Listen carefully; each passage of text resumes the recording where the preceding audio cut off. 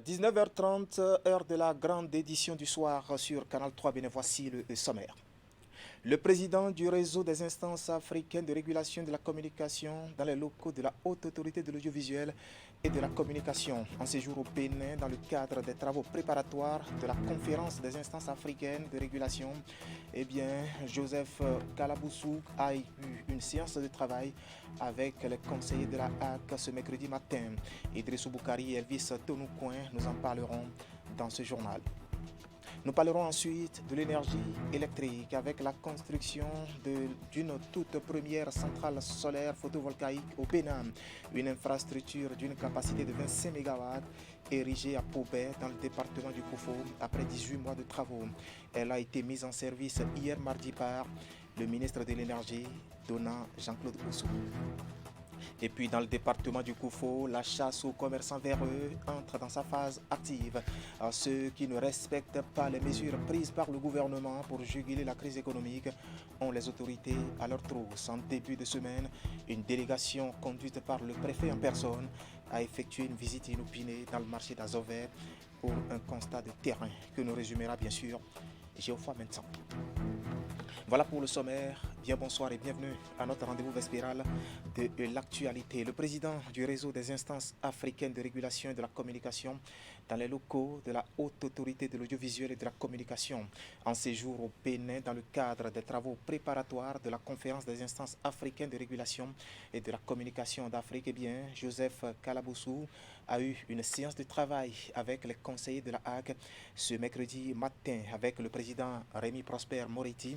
Il a été question d'harmoniser les points de vue avant bien sûr le rendez-vous de septembre prochain. Compte rendu, Idrissou Boukari et Elvis Tonoucoin. En prélude aux travaux de la conférence des instances africaines de régulation de la communication d'Afrique, le président du Conseil national de la communication du Cameroun, président en exercice du RIAC, réseau des instances africaines de régulation de la communication, est en visite de travail à Cotonou. Une séance qui se tient ce mercredi avec les conseillers de la Haute Autorité de l'audiovisuel et de la communication pour mieux préparer ce grand rendez-vous des régulateurs africains. En tant que président, vous voulez passer la main, pas parce que vous déméritez, mais parce que votre mandat prend fin. Et donc, c'est avec regret que nous voyons partir, bien sûr, le secrétariat exécutif étant permanent, le président de la HAC reste toujours le secrétaire exécutif donc, du réseau. La 10e conférence des instances africaines de régulation de la communication d'Afrique aura lieu en septembre prochain au Maroc. À l'occasion, le président du RIAC en fin de mandat va devoir passer la main à son successeur pour les 2 années à venir. Quand bien même son mandat a été perturbé par la pandémie du Covid-19, le bilan à l'arrivée est relativement satisfaisant. On n'a pas fait ce qu'on avait prévu, mais on a fait des choses qui sont recommandables. On a organisé des conférences à Yaoundé et on a été invité dans plusieurs pays, la Côte d'Ivoire, Burkina, au Niger. On a pu organiser une conférence sous-régionale au niveau de l'Afrique centrale. Et ça nous a permis de véhiculer la politique du RIAC. C'est vrai qu'on aurait mieux faire si la pandémie du Covid n'était pas là, parce qu'il y avait plusieurs choses qui étaient dans le pipe, mais malheureusement cette pandémie nous a privés de nos moyens et nos ressources humaines, parce qu'on ne voyageait plus et puis tout a été rompu. Et on peut dire, moi, je peux dire que c'est un bilan un peu mitigé parce qu'on aurait mieux faire. Mieux faire, c'est ce que souhaite tout de même le président sortant du RIAC à l'équipe qui prendra le relais au Maroc. Le premier défi, selon lui, c'est la mobilisation de toutes les instances continentales au fin d'avoir les 54 pays africains au sein du réseau. Quelques minutes avant l'ouverture des travaux de cette séance de travail, les présidents du CNC Cameroun et de la HAC ont eu un tête-à-tête. Voilà, la rencontre ici est prévue pour septembre prochain, il faut le préciser.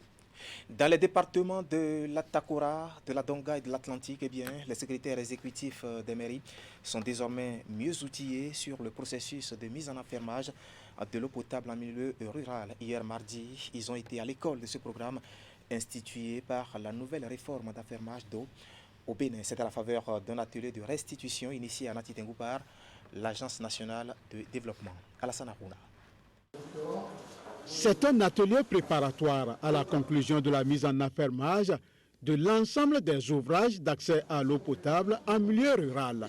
Il est initié par l'Agence nationale d'approvisionnement en eau potable en milieu rural et vise à former les secrétaires exécutifs et les collaborateurs des communes de l'Atakora, de la Donga et de l'Atlantique sur les nouvelles méthodes de gestion du patrimoine hydraulique dans leur zone de compétence, désormais constitué en périmètre d'affermage et confié aux fermiers dans le cadre de la réforme d'affermage d'eau potable en milieu rural. Et quand on dit constituer un périmètre d'affermage, cela consiste à transférer les systèmes tels qu'ils existent aujourd'hui dans un périmètre d'ensemble sous la conduite et la délégation d'un opérateur et qui va fournir un service de qualité à un tarif abordable régulé par l'État.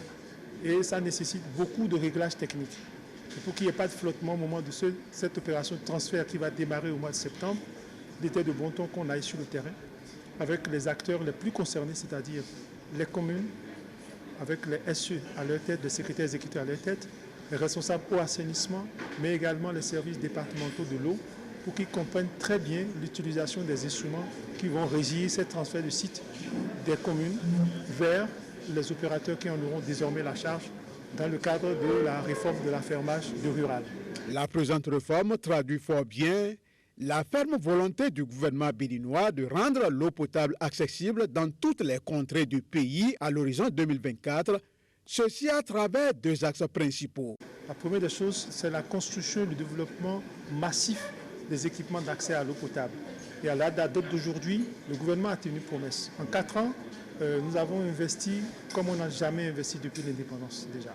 Et nous sommes en train d'évoluer pour qu'en 2024-2025, 3,5 millions de personnes additionnelles soient approvisionnées. Ce qu'on fait aujourd'hui va au-delà de la D7, c'est la durabilité. C'est confier désormais ces équipements à des professionnels en livrant effectivement de l'eau potable, mais à un tarif qui n'a rien à voir avec les tarifs d'aujourd'hui parce que le tarif sera amoindri. À travers plusieurs communications sur les contours de ce processus d'affermage, les participants, désormais mieux outillés, ne marchandent pas leur disponibilité à accompagner le processus. Je pense qu'au terme de cet atelier, nous avons beaucoup appris. Moi, je suis particulièrement satisfaite. Premier acte d'une série de 3, le présent atelier marque la concrétisation d'une nouvelle approche de gestion des infrastructures d'accès à l'eau potable en milieu rural au Bénin. Prochaine destination de l'Agence nationale d'approvisionnement en eau potable en milieu rural, Parakou pour le compte du Borgo, de la Liborie, de l'Ouémé et du Plateau. Voilà une campagne de vulgarisation donc autour de ce liquide vital. Sur tout un autre plan, des experts de suivi du schéma de développement de l'espace régional sont en concertation depuis hier lundi à Cotonou. Et ceci pour la mise sur pied d'une équipe de suivi afin d'accompagner les politiques d'aménagement en des territoires. C'est à la faveur d'un atelier organisé par le ministère du Cadre de vie et du Développement durable en collaboration avec l'UEMOA. Reportage. C'est partir pour 3 jours d'échange entre les experts du ministère du Cadre de vie et du Développement durable et ceux de l'UEMOA pour la mise en place du comité de suivi du schéma de développement de l'espace régional SDER. Il s'agit d'un projet pour relever les défis sécuritaires, alimentaires et par la même occasion accélérer le développement économique au sein de l'espace à l'horizon 2040. Un document de prospective territoriale appelé à intégrer d'autres domaines révélateurs des fonctions futures de l'institution communautaire. Vous convenez avec moi l'importance de cet atelier et la nécessité de mettre en place un dispositif institutionnel au niveau national pour assurer le suivi de la mise en œuvre du SDER. Le Comité national de suivi du schéma de développement de l'espace régional sera principalement chargé de partager les grandes orientations du développement du SDER et celle de l'agenda spatial du Bénin. Les attentes sont nombreuses et nous savons très bien que, autant que vous êtes,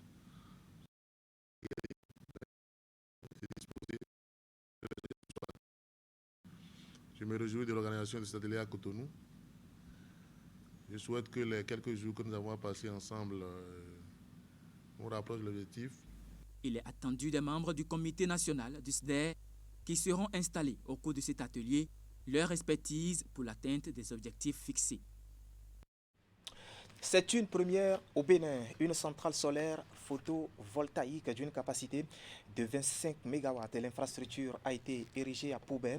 Là, nous sommes dans le département du Plateau. Après, bien sûr, 18 mois de travaux. Son rôle, renforcer le pouvoir énergétique du pays, dont les dirigeants s'emploient, il faut le dire, pour son autonomie dans le domaine. Et elle a été mise en service hier mardi par le ministre de l'Énergie, donnant Jean-Claude Oussou, le compte rendu de la cérémonie avec Emma Houdono.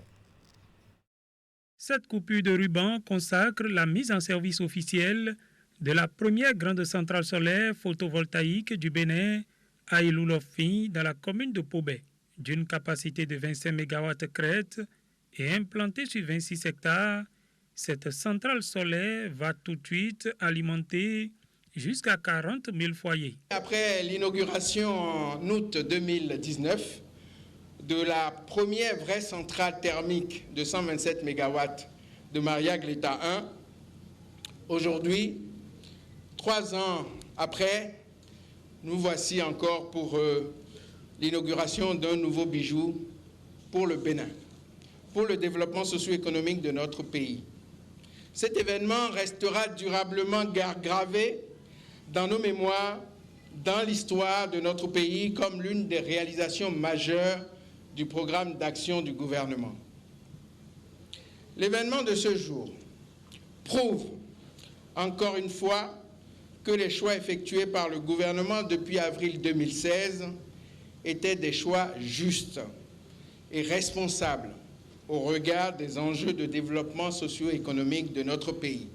D'une valeur de 14 275 781 616 francs CFA, l'infrastructure est financée grâce aux actions combinées de l'Union européenne, de l'Agence française de développement et de la SB2E.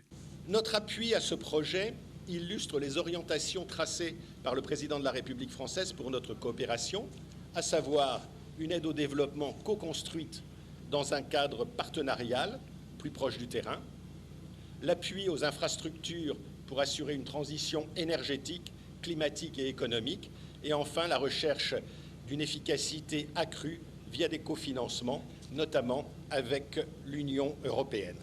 Au nom des populations, le maire de Pobé a dit ses remerciements au gouvernement pour ce projet qui leur apporte la lumière. Je suis très heureux de ces belles choses qui se réalisent pour nos populations et Pobé.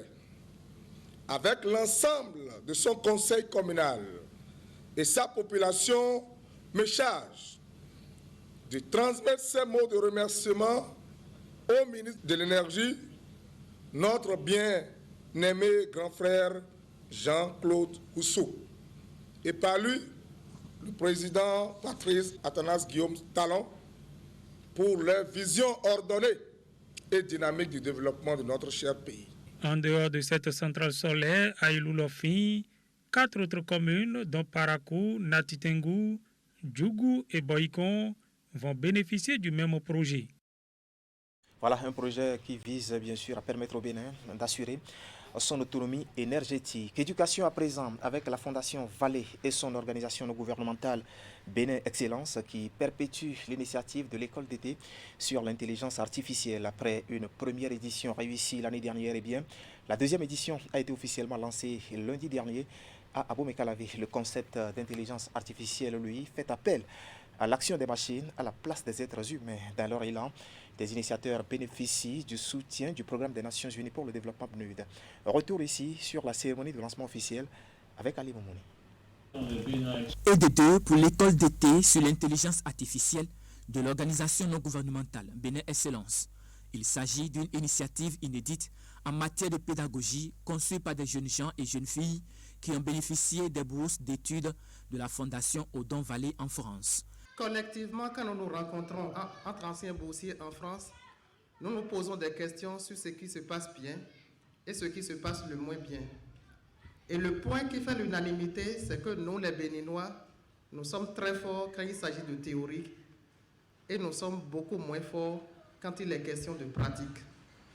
C'est fort de ce constat que l'ensemble des boursiers, dont moi, avons décidé d'instituer quelque chose pour aider nos jeunes frères béninois dans le domaine de la pratique, de la programmation, de l'intelligence artificielle en général.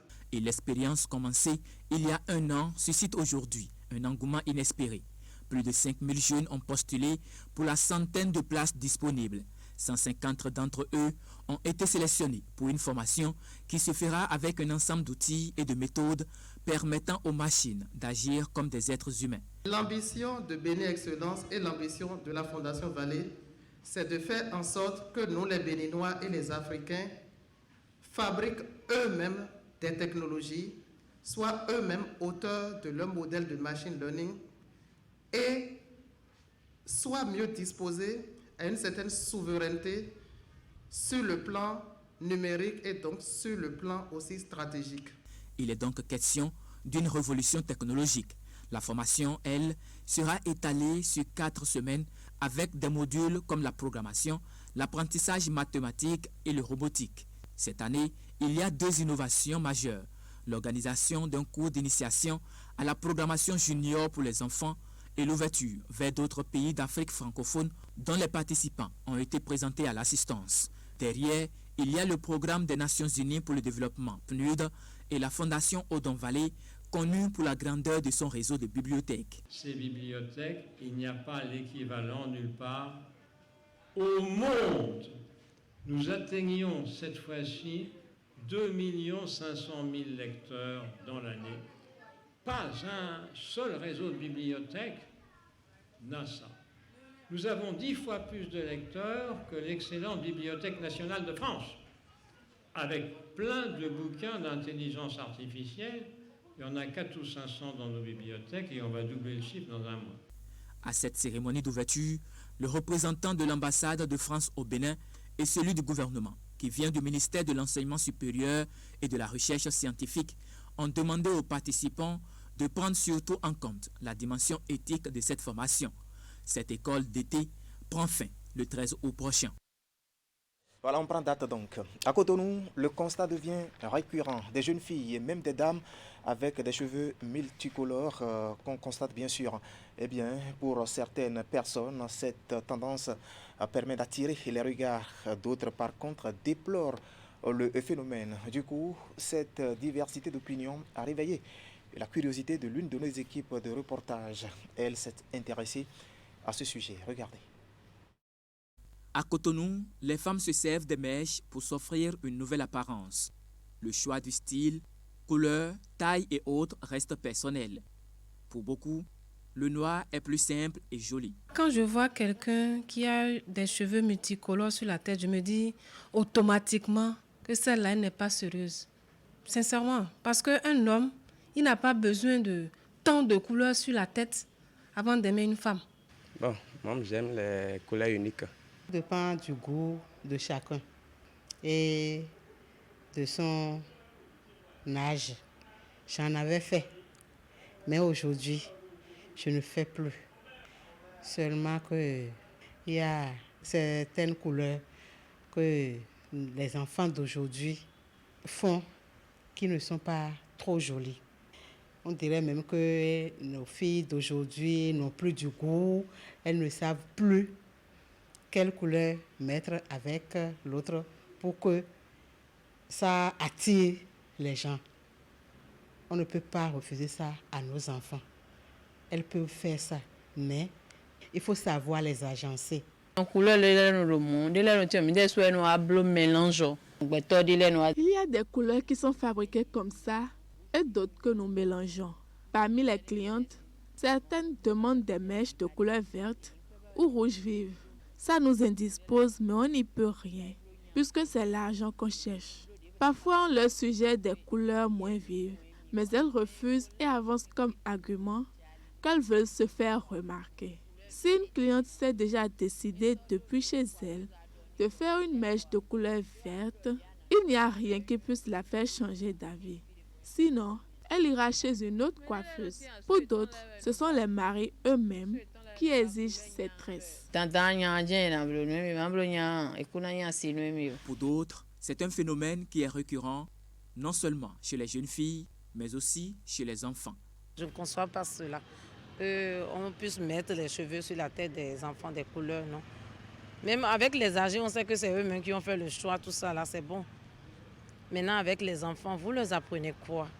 C'est ça qui amène à n'oublions pas que c'est l'éducation. L'enfant, c'est l'éducation.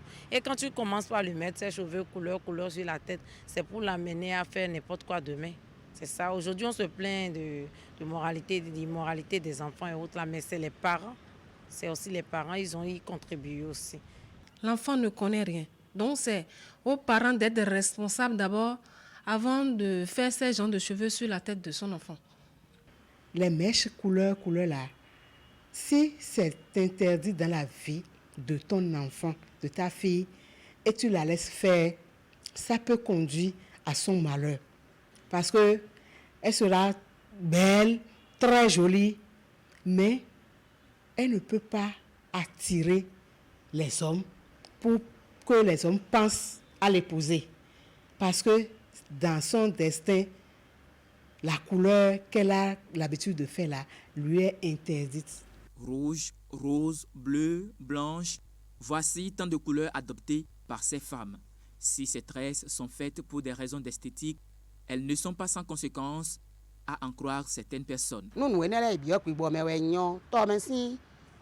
Sur le plan spirituel, ce sont les esprits des eaux, les mauvais esprits que nous rencontrons dans ces genres de choses.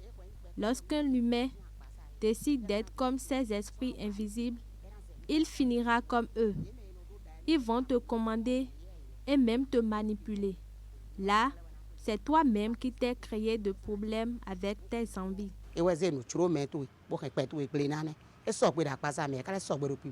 La majorité pense qu'on peut se faire belle en étant toute simple, sans extravagance.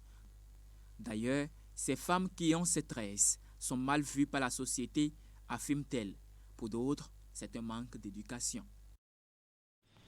Voilà, vous l'avez compris, des avis sont partagés autour de cette question. Dans le département du Koufo, la chasse aux commerçants véreux entre dans sa phase active. Et surtout, ceux qui ne respectent pas les mesures prises par le gouvernement pour juguler la crise économique ont les autorités à leur trousse.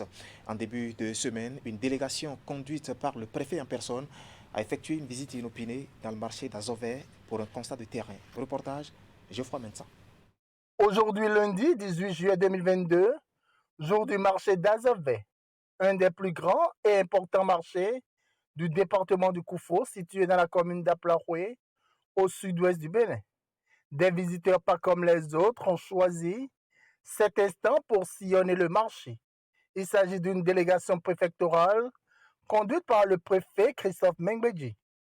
La visite est inopinée et s'inscrit dans une dynamique de contrôle et de vérification du respect des prix fixés par le gouvernement pour juguler la crise économique que traverse le Bénin. Ce que nous avons constaté aujourd'hui, c'est que de façon globale, les parents respectent les prix indiqués par le gouvernement. Bien sûr, suite aux sensibilisations qui ont été faites sur les antennes de nos radios locales, les crieurs publics et les différentes réunions que notre directeur départemental, le DEDIC, a organisées à l'intention des commerçants et des commerçantes du Koufo. Les allées et recoins du marché ont été parcourus. Des étalages, des boutiques, des hangars et autres dépôts de ciment ont été passés au peigne fin. Des échanges avec les commerçants et autres usagers ont été menés. Le gouvernement a dit de diminuer les prix. C'est pour cela que j'ai maintenu les prix à 32 000. Le gouvernement a dit qu'on va accompagner la population. Il a dit dans 3 mois, on a déjà fait. Et maintenant, il a prolongé dans 4 mois encore. Là, on est dedans, difficilement on est dedans. Le bidon d'huile actuellement, c'est à 30 400. Et le litre, c'est à 1275. Pour le moment, si on vend ça à 1275, on ne trouve plus rien. Mais on va vendre les bidons à 500. Ou les gens qui vont charger les haricots, les maïs, les stockages. Donc on le vend bidon 500. Donc c'est les bidons qui sont nos bénéfices maintenant. Et je commence par diminuer le prix. Les sensibilisations ont porté. Mais cela ne nous dispense pas de continuer de fouiller, de descendre dans le marché de façon inopinée pour, disons, détecter les brebis galeuses. Nous sommes à disposition de la population et nous souhaiterions que les informations nous parviennent relativement à ceux qui ne seraient pas en train d'appliquer l'arrêté interministériel. La lutte contre les commerçants ne respectant pas les mesures prises par le gouvernement est donc en pleine phase active dans le Koufo. Le préfet du Koufo et le directeur départemental de l'industrie et du commerce du Mono-Koufo promettent intensifier les contrôles inopinés. Voilà, des jours sans répit donc pour les commerçants envers eux. Et c'est l'essentiel à retenir ce soir. Quant à l'actualité sur Canal 3 Bénin, derrière moi, toute une équipe composée de journalistes et de techniciens vous remercie de nous avoir suivis. Restez en compagnie de nos programmes et retrouvez surtout notre prochain rendez-vous de l'information. Ce sera à 22h30 pour notre édition de la nuit. Moi, je vous retrouve demain jeudi, si Dieu nous prête vie. Bonne soirée.